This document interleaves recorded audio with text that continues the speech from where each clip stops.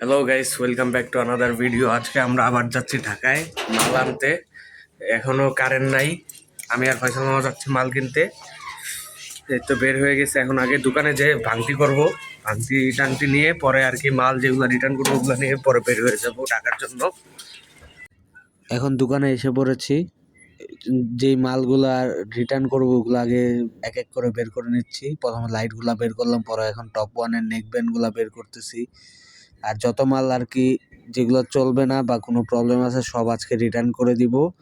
আর নতুন মাল কিনে নিয়ে আসবো। আবার এই রিয়েলমি বাডসটাও দিয়ে দিব, এটার কোয়ালিটি একটু নর্মাল। পরে এই 4টা স্পিকারই দিয়ে দিব।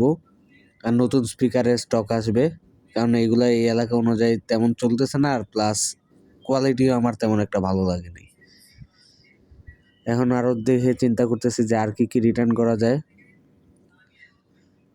এই সবগুলা নিয়ে এখন ভাঙতে নিয়ে বের হয়ে যাব। আমাদের সব রিটার্ন করার মালও রেডি হয়ে গেছে। এখন আমি আর ফয়সাল মামা বের হয়ে যাচ্ছি।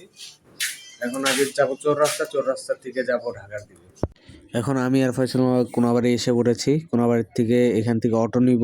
অটো নিয়ে এখন একটু প্ল্যানে চেঞ্জ হয়ে আমরা এখন আজমেরিতে উঠে গিয়েছি। আজমেরি থেকে এখন হাউস বিল্ডিং পর্যন্ত যাব। এই যে বাহিরের দৃশ্য দেখতে দেখতে আজমেরিতে এই হাউস বিল্ডিং চলে আসলাম। এখানে বাস থেকে নেমে আমরা একটু চারদিকটা দেখতেছিলাম। ওই যে মাস্কট প্লাজা আর আমাদের পিছনের এইদিকে আজকে প্রচন্ড রোদ ছিল আর গরম। এখন এখান থেকে আমরা রিক্সা নিয়ে নিয়েছি। এখান থেকে আমরা মেট্রো স্টেশনের দিকে যাব। রিক্সা ভাড়া পড়েছে 60 টাকা। এই যে রাস্তা, এই যে মাস্কট প্লাজার এটার সামনে থেকে রিক্সা নিছি। আর জ্যাম মোটামুটি ভালোই আছিল আজকে রাস্তায়। এই বড় বড় শোরুম আর বিল্ডিংগুলো দেখতে দেখতে আস্তে আস্তে আগিয়ে যাচ্ছিলাম। এখান থেকে মেট্রোটা অনেক বেশি ভিতরে পড়ে গেছে, যেটার কাছে যেতে প্রায় আমাদের রিক্সা দিয়ে প্রায় অনেকক্ষণ টাইম লাগবে।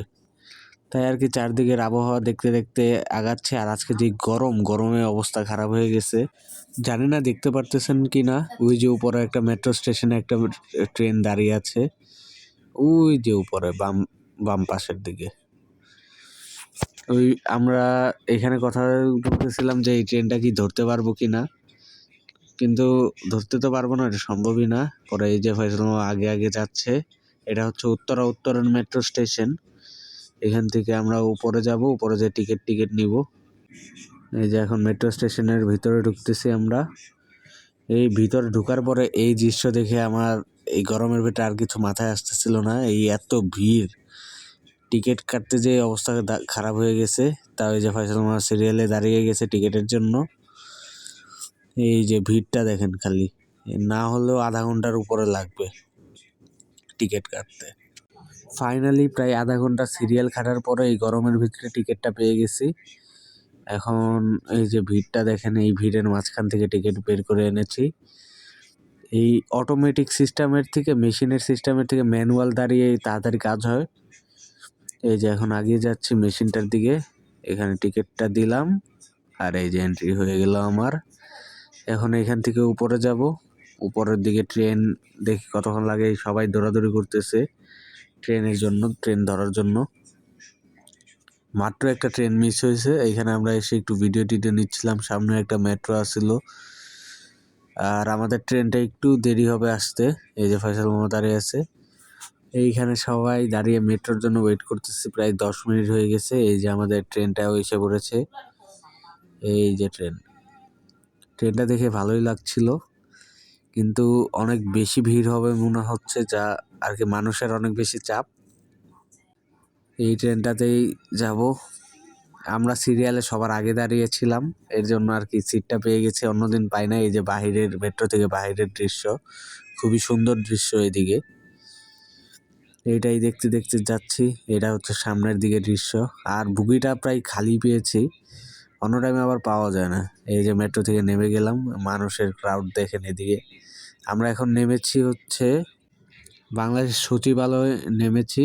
এখানে আমরা পরে বাহিরে একটু রাস্তাটা দেখছিলাম, এখানে যে পরিমাণ জ্যাম ছিল। আর আমরা চিন্তা করতেছিলাম ভালো হয়েছে বাসা না আসে মেট্রোতে আসছি। এই তো হেঁটে হেঁটে আবার আমরা যেদিকে যাব মাল ডাল চেঞ্জ করতে ওইখানে চলে গেলাম। এখন আর কি বাসায় রিটার্ন করার টাইম হয়ে গেছে। এই যে মেট্রো স্টেশনের নিচে এসে পড়েছি, সব কাজ টাজ শেষ দিয়ে। আজকের ভিডিওটা এখানেই এন্ড করব, আবার দেখা হচ্ছে অন্য কোনো ভিডিওতে। এখন বাংলাদেশ সচিবালয়তে আছি।